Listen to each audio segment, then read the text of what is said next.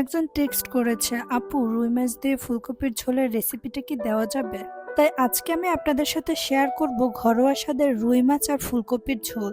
প্রথমে আমি 4 পিস রুই মাছে সামান্য হলুদ ও লবণ মেখে 10 মিনিটের জন্য রেখে দিব। এরপর ফুলকপি ও আলুতেও লবণ মেখে রেখে দিব।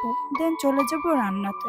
এরপর মাছটা হালকা করে ভেজে নিব, বেশি পোড়া পোড়া করব না। একইভাবে ফুলকপি ও আলুটাও হালকা করে ভেজে নিব। এই রান্নাটাতে আমি পেঁয়াজ বাটা ইউজ করব আর তেজপাতায় দারুণ একটা ঘ্রাণ আসে, তাতে করে রান্নার স্বাদ দ্বিগুণ বেড়ে যায়।